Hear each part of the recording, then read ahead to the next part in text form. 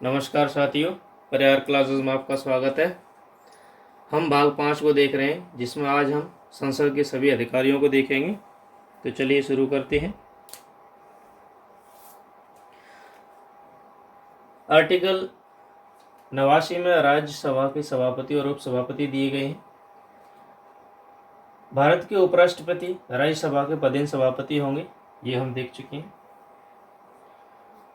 और राज्यसभा यथासत्य शीघ्र अपने किसी सदस्य को अपना उपसभापति चुनेगी, यानी कि किसी को भी उपसभापति चुन सकती है वो। और तब तक राज्यसभा अन्य किसी सदस्य को अपना उपसभापति चुनेगी जब तक कि वह पद रिक्त रहता है। उपसभापति का पद रिक्त होगा या पद त्याग देने पर क्या होगा? राज्यसभा के सभापति इनके पद त्याग होने के लिए क्या क्या है? यदि राज्यसभा का सदस्य नहीं रहता है तो उसका पद रिक्त रहेगा। किसी भी समय सभापति संबोधन कर अपना त्यागपत्र दे सकते हैं या बहुमत से उन्हें हटाया जा सकता है। आर्टिकल 91 है, सभापति के पद की निरर्थताएं पालन करने के लिए सभापति के रूप में कार्य करने की उपसभापति की एवं अन्य लोगों की शक्ति, यानी कि यदि सभापति नहीं होती हैं तो वहीं राज्यसभा में से कोई उपसभापति होगा, वे सभापति का पद संभालेंगे। आर्टिकल 92 है, जब सभापति उपसभापति पद से हटाने के लिए कोई संकल्प विचाराधीन है तो उसका पीठासीन न होना, यानी कि जब सभापति के या उपसभापति के ऊपर कोई केस चल रहा हो या उनके ऊपर महाभियोग चल रहा हो, तब वे उसी सदन के पीठासीन नहीं माने जाएंगे, यानी कि वे बोल सकते हैं, उस सदन में कार्यवाही में भाग ले सकते हैं, लेकिन वोट नहीं डाल सकते हैं। अगला आर्टिकल है लोकसभा का अध्यक्ष एवं उपाध्यक्ष। जैसे राज्यसभा में अध्यक्ष थे उसी प्रकार यहाँ पे भी अध्यक्ष होंगे। लोकसभा अपने 2 सदस्यों के, एक तो अध्यक्ष होगा और एक उपाध्यक्ष होगा, उन्हें चुनेगी अपने ही सदस्यों में से। आर्टिकल 94 में अध्यक्ष उपाध्यक्ष उनके पद से हटाने की वही सेम टू होगी, सेम टू सेम चीज़ें होंगी कि वे लोकसभा के सदस्य नहीं रहेंगे तो वे अपने पद रिक्त कर देंगे या उनके ऊपर वे अपना हस्ताक्षर करके अपना त्यागपत्र दे सकते हैं, और या उन्हें तत्कालीन सदस्यों के द्वारा बहुमत से उन्हें पद से हटाया जा सकता है।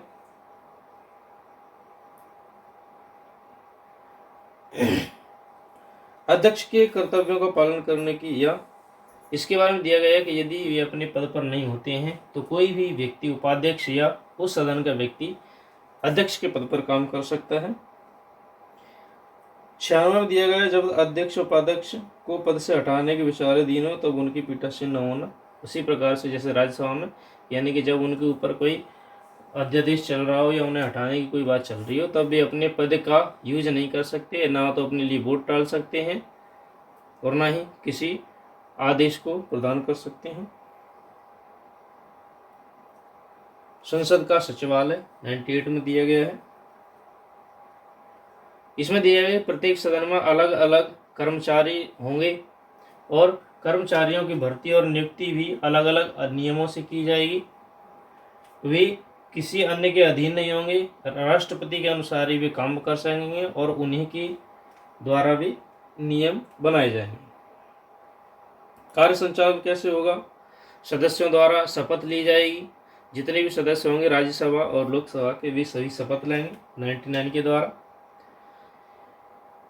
100 में सदनों में मतदान रिक्तियों के होते हुए भी सदनों की कार्य करने की शक्ति एवं गणपूर्ति, यानी कि सदनों में मतदान किया जाएगा। सदन की जो भी मीटिंग्स चल रही होंगी उनमें ये भले ही पूरे सदस्य नहीं आते हैं, लेकिन जितने भी सदस्य आए हैं और गणपूर्ति होगी, यानी कि कम से कम कितने सदस्यों, उन सदस्यों के बहुमत के द्वारा कोई भी विधेयक पास किया जा सकता है या नियम बनाए जा सकते हैं। सदस्यों की निरताएं, स्थानों का रिक्त होना, यानी कि सदस्य नहीं होंगे तो उनकी जगह पे क्या किया जाएगा? तो संसद उनके लिए अलग से उपबंध बनाएगी कि सदस्य किसको बनाया जाए, किसी को नहीं बनाया जाए।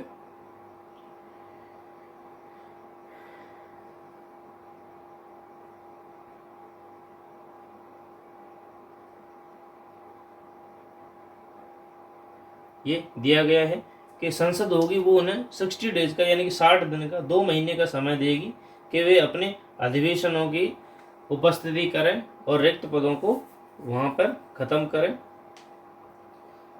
102 में सदस्यों की नियंत्रताएं दी गई हैं, जिसमें चुने जाने के बाद उनकी नियंत्रताएं क्या क्या होंगी, यानी कि उनके नियम क्या क्या होंगे। राज्य सरकार के अधीन ऐसे पद छोड़ करके धारण जिसको नियंत्रणता न हो, विधि द्वारा घोषित कोई अन्य लाभ का पद धारण नहीं कर सकते। यानी कि यदि भी लोकसभा या राज्यसभा के सदस्य हैं तो वे किसी लाभ के पद पर नहीं होने चाहिए। वे विकृतचित यानी कि किसी न्यायालय द्वारा पागल या दिवालिया घोषित नहीं किए गए हों। यदि वह नवोन्मेषित दिवालिया हो, यानी कि वे पागल नहीं होने चाहिए मानसिक रूप से। भारत के नागरिक नहीं हो, उनके विदेशी नागरिकता स्वेच्छा से अर्जित की गई हो, तो विदेशी यानी कि स्वेच्छा से उन्होंने विदेश की नागरिकता स्वीकार कर ली है तो वे देश के नागरिक नहीं होंगे। यदि संसद द्वारा बनाई गई विधि के द्वारा उन्हें किस नियम में यदि नहीं आते हैं तो उन्हें बाहर कर दिया जाएगा सदस्यता से।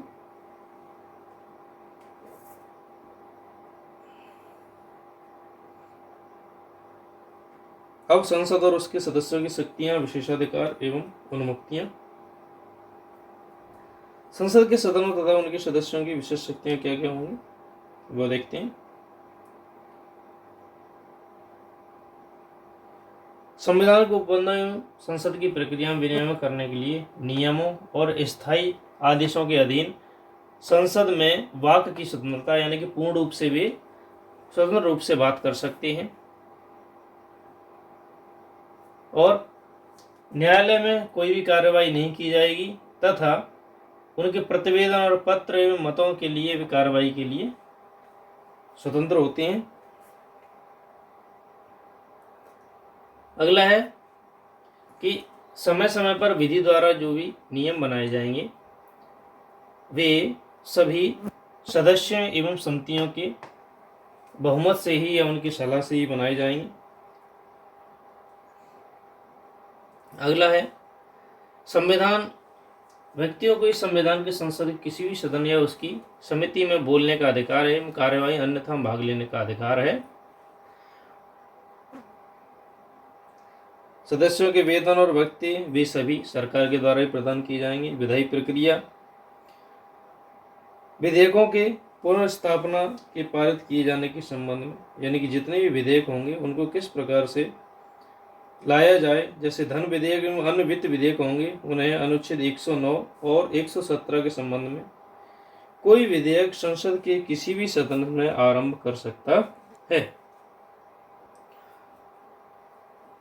अनुच्छेद 108 और 109 उपबंध रहते हुए कोई विधेयक संसद के सदनों द्वारा तब तक पारित किया नहीं जा समझाएगा जब ये संशोधन के बिना केवल संशोधित जन सहित दोनों सहमत हो गए हैं एवं उन दोनों सदनों की सहमति नहीं हो जाती। यानी कि तभी कोई सदन में कोई विधेयक पास होगा जब तक कि राज्यसभा और लोकसभा दोनों के पास ना कर दे। दोनों को ही पास करना पड़ेगा, तभी ही वे नियम बन सकते हैं।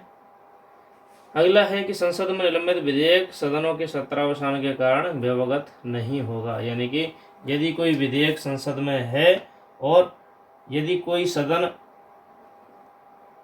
सत्रावसान हो जाता है, उसका सत्र खत्म हो जाता है लोकसभा का, तो वो अगली लोकसभा तक वह विधेयक बना रहेगा, वह खत्म नहीं किया जाएगा।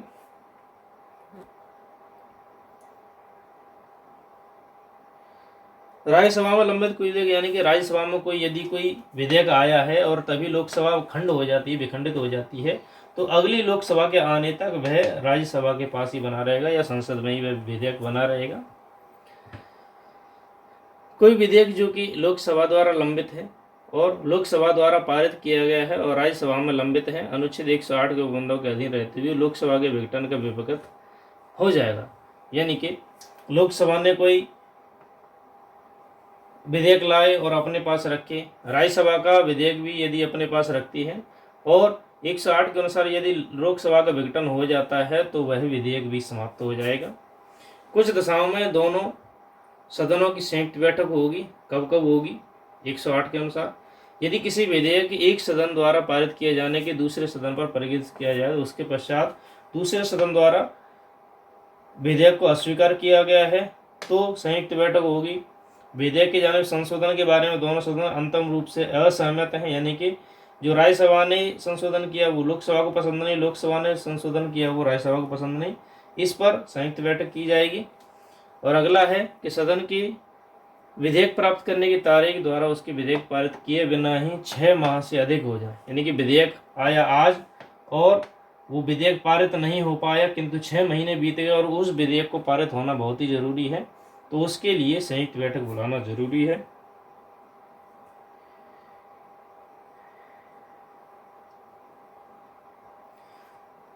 एक 110 में है धन विधेयक की परिभाषा। इस अध्याय में प्रयोजनों की कोई विधेयक धन विधेयक समझा जाएगा यदि वे केवल निम्न बिंदुओं को समझा जाए। तो यानी कि कोई विधेयक धन विधेयक तब माना जाएगा जब किसी कर का अधिरोपण, उत्पादन, परिहार, परिवर्तन, विनिमय हो उसके अंतर्गत, या भारत सरकार द्वारा धन उधार लेने या कोई प्रत्याभूति देने के विनिमय, अथवा भारत सरकार द्वारा अपने ऊपर ली गई या ली जाने वाली किन्हीं वित्तीय व्यवस्थाओं बाध्यताओं से संबंधित विधि का सामान हो, यानी कि सरकार द्वारा जितने भी कोई कर्जा लिया गया है या कर्जा दिया गया है उसके बारे में डिटेल हो, और आकस्मिक निधि धन जमा से संबंधित कोई हो, या निकाला गया हो या जमा किया गया हो, या संचित निधि में धन का कोई विनियोग हो, वे भारत सरकार के द्वारा खर्च किया गया कोई घोषणा हो, या रकम को बढ़ाने की बात हो। अगला है कि जो लोक लेखा होंगे, लोक लेखा मद होंगे, जितने भी खर्चे होंगे, निर्गमन होगा या आगमन होगा, या राज्य के जो लेखा होंगे वे सभी धन विधेयक में आएंगे।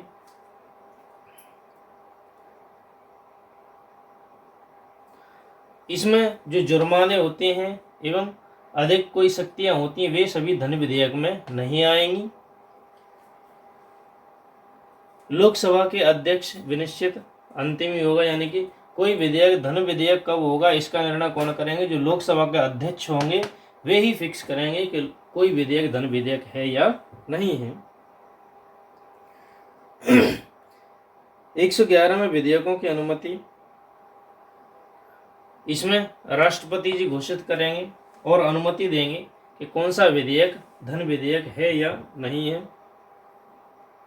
112 में राष्ट्रपति अनुमति के लिए अपने समक्ष विधेयक प्रस्तुत किए जाने के पश्चात यथाशीघ्र उस विधेयक को दोनों सदनों में, या तो दोनों सदनों में एडिटिंग के लिए भेज सकती हैं, या उसे लौटा सकती हैं, या पुनर्विचार या विशिष्टता कर सकते हैं उस पर, या वांछनीय विचार कर सकती हैं, सिफारिश ले सकती हैं अपनी टीम की,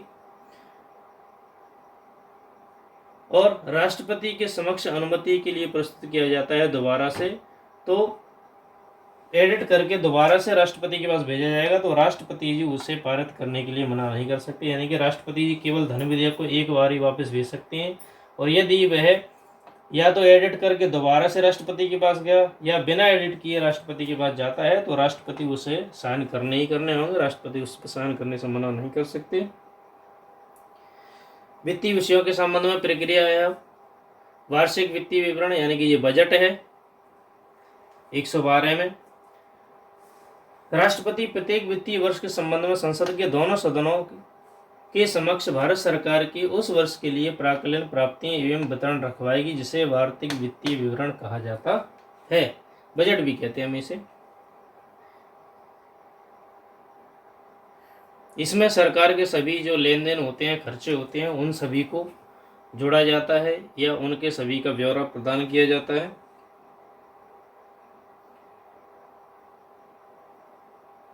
संसद में प्राक्कलनों से संबंध में प्रक्रिया, और जो प्राक्कलन समितियां होंगी वे इस पर काम करेंगी, वे देखेंगी कि अलग अलग प्राक्कलन समितियां बनाई जाएंगी और प्रत्येक डिपार्टमेंट में भेजी जाएंगी, और उनसे फिक्स किया जाएगा कि जो बजट मांगा गया है वह उसके अनुसार है या नहीं। फिर कटौती प्रस्ताव आएंगे, उसके बारे में दिया गया है।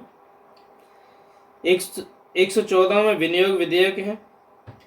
इसमें अनुदान किए जाने वाले यथाशक्ति शीघ्र संचित निधि में से दिए जाएंगे, यानी कि लोकसभा द्वारा किस प्रकार के अनुदान मांगे गए हैं, किस प्रकार वे भारत किए गए हैं और संसद के समक्ष पहले रखे गए हैं, उनकी विवरण, रकम एवं दशा अन्य व्यय देखे जाएंगे।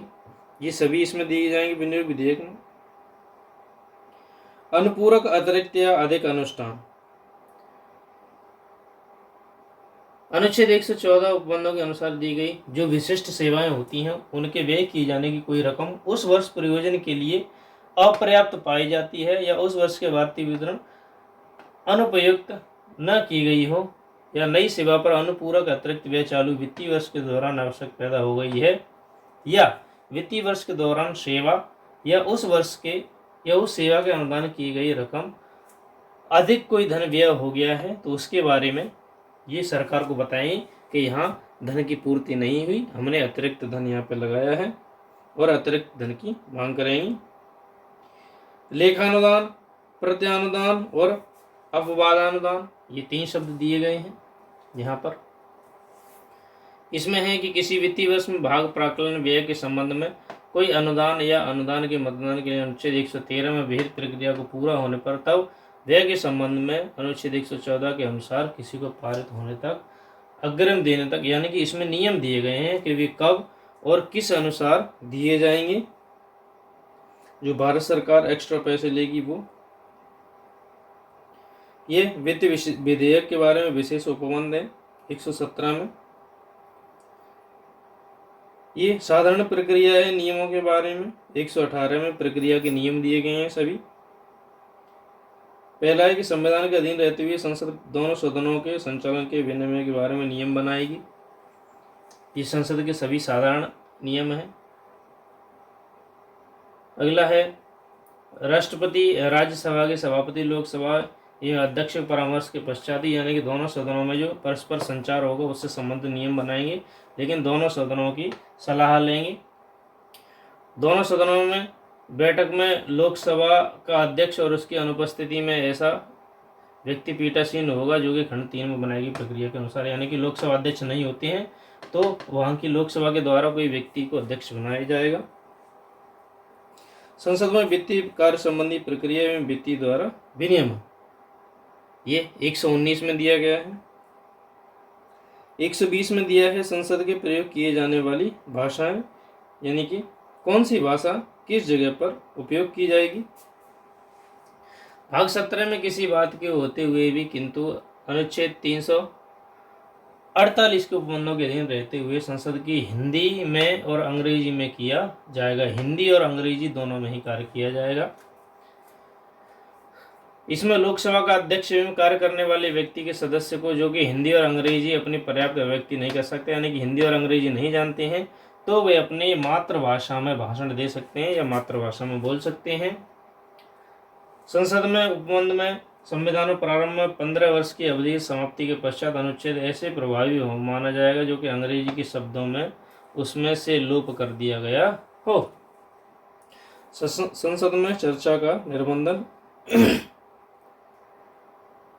उच्च न्यायालय की किसी भी न्यायाधीश या कर्तव्यों के निर्वहन किए गए आचरण के विषय में संसद में कोई भी चर्चा इसमें के पश्चात उपबंध रीति या उस न्यायाधीश को हटाने की प्रार्थना करने वाले संवेदन को राष्ट्रपति प्रस्तुत करने के प्रस्ताव पर ही होगी, अन्यथा नहीं होगी। यानी कि राष्ट्रपति जी कोई बहस कर सकते हैं न्यायालय के बारे में, और कोई भी, ना तो लोकसभा ना राज्यसभा उसके बारे में कोई विधेयक नहीं ला सकती हैं, राष्ट्रपति ही केवल बात कर सकते हैं।